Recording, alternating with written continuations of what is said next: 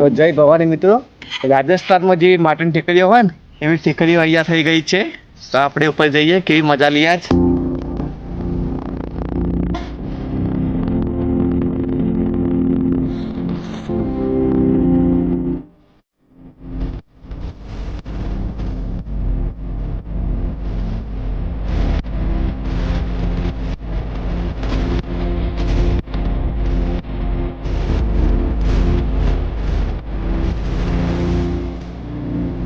બધા નહીં કહેતા કે સિટીમાં મજા આવે છે, પણ મારું કહેવું તો એ છે કે ગામડામાં જે ખેતરમાં મજા આવે ને એવી ચોય મજા ના આવે.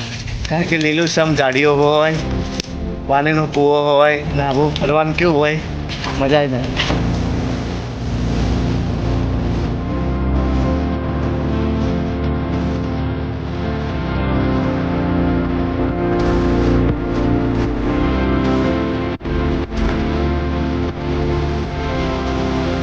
માટે ફરી ફરી નવો બહાર નીકળ્યા હો, અને સુરજભાઈનો મૂડ નહીં જો કેવા થઈ જાય. આજે બધા ખેતરમાં રખડાયો કે ત્યાં આખો મૂડ મળી ગયો. મિત્રો આજે ફોરાના કાચ અહીંયા આમ કરે ને તો આમ પાણી જાય. આ બકા ચાલુ કરો તો આ રહ્યો, અને આ છે એ ફેશન મારે તે જો હજી પાણી ભરેલું છે. તો અહીંયા ફુવારામાં જો બટાકામાં ફુવારા મૂકી લે.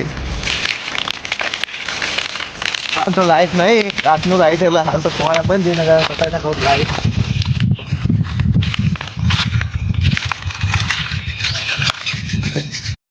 તો આજે બુધવાર છે અને આજે ચોય બ્લોક બનાવવા પણ જવાનું નહીં. તો મારા ફ્રેન્ડના ખેતરમાં ગયો છું ઓટો મારવા માટે.